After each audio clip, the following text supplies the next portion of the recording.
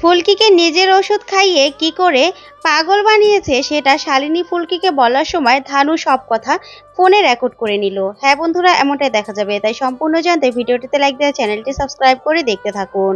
গল্পের শুরুতে দেখা যাবে ফুলকি পাগলের অভিনয় করতে থাকে শালিনীর মুখোশ খুলে দেওয়ার জন্য। ওইদিকে রুদ্র ভাবে ফুলকি সত্যি ওষুধ খেতে খেতে হয়তোবা পাগল হয়ে যাচ্ছে।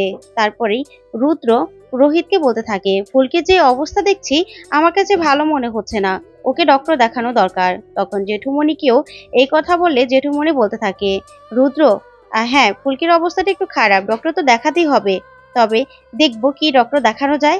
তারপরে দেখা যাবে রোহিত আর জেঠুমণির অফিসে নিয়ে যায় রুদ্র।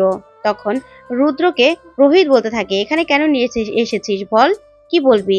তখন রুদ্র বলতে থাকে, দেখ ফুলকির যে অবস্থা দেখছি এতে ওকে ডক্টর দেখানো দরকার, না হলে কিন্তু অবস্থা বেশি খারাপ হয়ে যাবে। ওর যে লক্ষণগুলো দেখলাম এগুলো কিন্তু আস্তে আস্তে মানসিক বিকাশ হারানোর লক্ষণ দেখছি। তখন রোহিত রুদ্রের উপর রেগে যায় আর বলতে থাকে, কি বলতে চাস তুই? তখন রুদ্র বলতে থাকে, আমি কি ভুল কিছু বলেছি বল, রেগে যাচ্ছিস কেন? তখন জেঠুমণি বলতে থাকে, দেখ রোহিত এরকম করিস না, রুদ্র তো ঠিকই বলেছে, ফুলকিকে তো ডক্টর দেখানো দরকার। তা রুদ্র কোন ডক্টরকে দেখালে ভালো হবে? তখন রুদ্র বলতে থাকে, মাস্টারমশাই শালিনীকে যে ডক্টর দেখছে, ডক্টর দত্ত, তাকে আনলে ভালো হয় না? তখন রোহিত বলতে থাকে, কেন, মিস্টার বোস কি দোষ করেছে, তাকেই দেখাবো। তখন রুদ্র বলতে থাকে, দেখ তাকে আনতে গেলে তো অনেক দেরি হবে, তার থেকে এই ডক্টর কাছে আছে, দেখালেই ভালো হবে, ফুলকির অবস্থা তো বেশি একটা ভালো দেখছি না। তখন রোহিত খুব মন খারাপ করতে থাকে। ওইদিকে ফুলকি বসে বসে তমালা ধানুর সাথে কথা বলতে থাকে আর বলতে থাকে যে, না, ডক্টরকে আমি কিছুতেই বুঝতে দেব না যে আমি সুস্থ আছি, ডক্টরকে যে করে হোক ফাঁদে ফেলতে হবে, আমাকে মানসিক হসপিটাল পর্যন্ত যেতে হবে, না হলে শালিনী ম্যাডামের মুখোশ আমি কিছুতেই খুলে দিতে পারবো না। তখন তমাল পিয়াল বলতে থাকে, আচ্ছা ঠিক আছে, তাহলে তুমি ঘরে থাকো, আমরা দেখছি, দরজাটা বাহির থেকে বন্ধ করে দিয়ে যাচ্ছি, ঠিক আছে? তারপরে দরজা বন্ধ করতে গেলেই দেখা যায় ডক্টর দত্তকে নিয়ে রোহিত, রুদ্র, মাস্টারমশাই ওরা আসছিল। তখনই তমালতে দরজা আটকাতে দেখে রোহিত বলতে থাকে, কি ব্যাপার তমাল, দরজা আটকাচ্ছিস কেন? তখন তমাল বলে, না ফুলকি তো সাতচুন্নি খুঁজতে বের হতে চাচ্ছিল, তাই দরজা আটকে দিলাম। তারপরে সবাই ঘরে গিয়ে ফুলকিকে খুঁজতে থাকে। ওইদিকে ডক্টর দত্তকে রুদ্র বলতে থাকে, কি বলেছি মনে আছে তো, কয়টা ডোজের একটা ওষুধ দিতে হবে, তারপরে বলতে হবে যে হসপিটালে নিয়ে চিকিৎসা করাতে হবে। তখন ডক্টর দত্ত বলতে থাকে, স্যার আপনার মতোই তো কথা কাজ করছি, কিন্তু আমি যেন ফেসে না যাই দেখবেন। তখন রুদ্র বলে, না না কিছু হবে না। ওইদিকে ডক্টরও ভিতরে গেলেই ফুলকি লাফ দিয়ে আলমারির উপর থেকে নামে। তখন রোহিত বলতে থাকে, ফুলকি ওটা কোনো বসার জায়গা হলো? তখন ফুলকি ডক্টরকে দেখে বলতে থাকে, এই তো সাতচুন্নি, সাতচুন্নি চলে এসেছে, এটাকে এবার দূর করতে হবে। তখন রোহিত বলতে থাকে, ফুলকি এটা কি করছো তুমি? তখন ফুলকি হাসতে থাকে। আর তখন তমাল পিয়ালরা দেখে বলতে থাকে, ফুলকি একটু বেশি বাড়াবাড়ি করছে নাকি? তারপর দেখা যাবে ডক্টর রোহিতকে বলতে থাকে, রোহিত বাবু আপনি ফুলকিকে সামলান।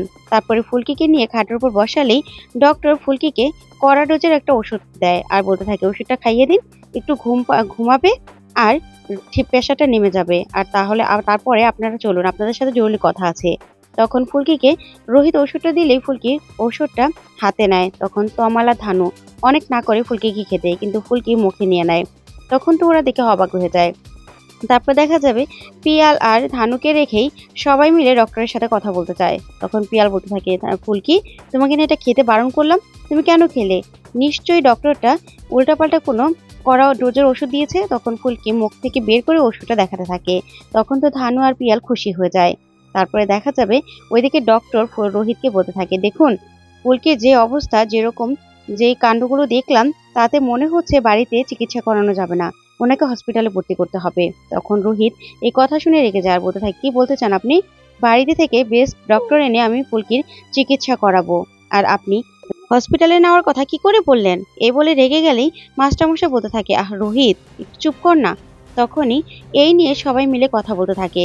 তখন রোহিত ফুলকির কাছে এসে হাত ধরে বলতে থাকে, ফুলকি হঠাৎ করে তোমার কি হয়ে গেল, তুমি কেন এরকম করছো? তখন ফুলকি রোহিতকে দেখে খুব খারাপ লাগে আর মনে মনে বলতে থাকে, স্যার আপনার কষ্ট দেখে যে আমারও কষ্ট পাচ্ছে, কান্না পাচ্ছে, কিন্তু আপনি চিন্তা করবেন না, খুব তাড়াতাড়ি আপনি আর যেন কোনোদিনও না ঠকেন সেই ব্যবস্থা করব, শালিনী ম্যাডামের মুখোশটা আমি চিরতরে খুলে দেব।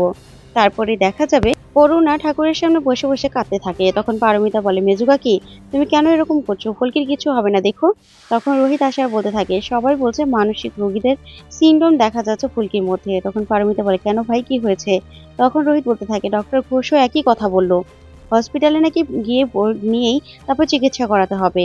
তখন পারমিতা বলতে থাকে, কি বলছো তুমি? তখন রোহিত বলতে থাকে, হ্যাঁ, ফুলকির নাকি অনেক রকম স্টেজ থেকে এই কাজগুলো হয়েছে, কিন্তু কিসের এত টেনশন ওর, আমি সেটাই তো বুঝতে পারছি না। তখন অরুণা বলতে থাকে, কেন তুই বুঝতে পারছিস না? এখানে এরকম একটা কাণ্ড ঘটলে, এই যে শালিনী এখানে এসে থাকছে, মেয়েটার উপর চাপ যাচ্ছে না, তুই বলতে চাচ্ছিস? তার স্বামীর আগের বউ যদি বাড়িতে থাকে তাহলে কোন মেয়ে ভালো থাকতে পারে বলতো? তখন পারমিতা বলে, কাকি একদম ঠিক কথা বলেছে ভাই, আমিও তাতে একমত। এই যে শালিনীকে বারবার এ বাড়িতে তুমি নিয়ে আসছো, আমরা বারবার বারণ করছি, কিন্তু তুমি শুনছো না। তারপরে শালিনী বারবার ফিরে আসছে, এগুলোতে কি ফুলকির খারাপ লাগে না? খারাপ লাগে। ও অসুস্থ, ওকে অন্য জায়গায় রেখে তোমাকে চিকিৎসা করাতে বললাম, কিন্তু তুমি রাজি হলে না। তাতে কি ফুলকির কষ্ট হয় না? কষ্ট হয়। তারপরে দেখো, শালিনী কি তুমি খাওয়াচ্ছ, ঘুম পাড়াচ্ছ, এগুলো দেখেও তো মেয়েটার খারাপ লাগে। তার থেকে হয়তো এই কাণ্ডগুলো হয়েছে। যা শুনে রোহিত পুরো চমকে যায়। ওইদিকে দেখা যাবে ফুলকি একা একা ভাবতে থাকে, না, এই নাটকটা আমাকে চালিয়ে যেতে হবে, যে করে হোক শালিনী ম্যাডামের মুখোশটা আমাকে খুলে দিতেই হবে। একটা বুদ্ধি করতে হবে, কি করে শালিনী ম্যাডামের এই সব প্রকৃতি আমাদের প্রমাণ সহ জোগাড় করতে হবে। এই ভেবেই ফুলকি একটা বুদ্ধি করতে থাকে। তো বন্ধুরা, আজকের আপডেটটি কেমন লাগলো কমেন্ট করে জানাও।